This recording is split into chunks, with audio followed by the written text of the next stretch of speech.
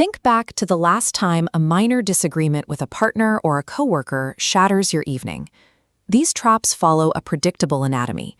One person expresses frustration, the other person feels attacked and gets defensive, and within seconds, both sides dig in. The original issue is forgotten, and neither person gets what they actually want. Breaking this cycle requires a counterintuitive shift. You have to stop the argument to start communicating honestly. Trial lawyer Gerry Spence spent 40 years constructing winning cases in the courtroom. His philosophy is that the art of arguing is really the art of living, and it's a skill that anyone can learn. From his decades of experience, Spence developed a 4-step honest communication framework that provides a specific script for resolving daily conflicts. Using this framework changes the end goal. Winning doesn't mean defeating an opponent. It means reaching a state of mutual respect where your actual needs are addressed.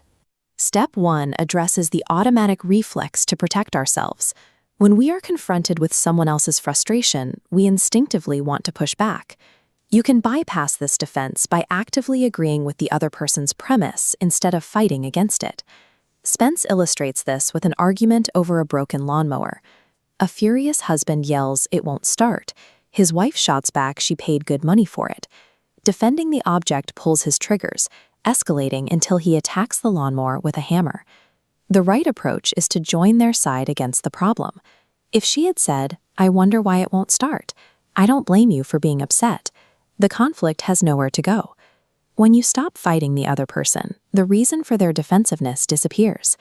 In many cases, you will see a physical change. Tension leaves their shoulders because they are no longer being met with resistance.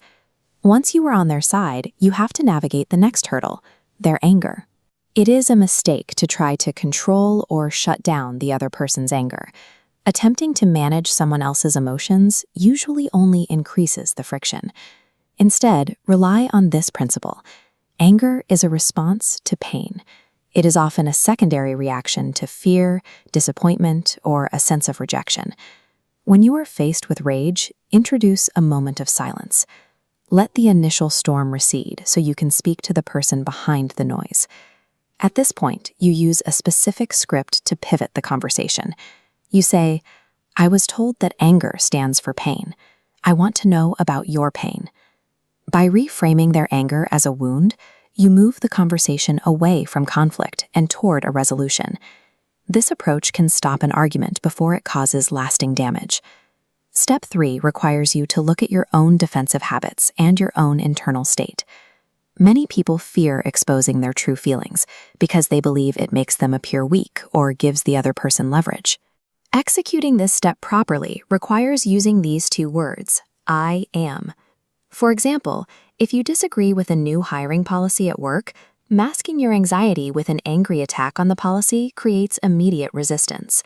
The more effective approach is to state the underlying emotion directly. You might say, "I am afraid this policy will make my own job more difficult." Stating your emotional truth aligns your words with your nonverbal cues. This creates a level of credibility that makes it far more likely the other person will listen to your point of view. The final step is to state your core request plainly and honestly. At this stage, you must avoid dropping hints or trying to manipulate the other person. Indirectness creates confusion and resentment. Direct requests have a specific psychological weight. When a request is reasonable, honest, and just, most people find it difficult to refuse it. Before you speak, identify your actual goal. Most arguments aren't really about the surface topic. They are about an underlying need. Behind any logistical disagreement, the true goal is usually a need for respect, understanding, or connection. You must be willing to ask for that directly. Let's review the steps. Get on their side. Remember that anger is pain. Tell your emotional truth, and ask directly for what you want. Being vulnerable is not a weakness. It is a way to ensure your message is heard. An honest truth is often more effective than an elaborate argument because it removes the other person's reason to be defensive.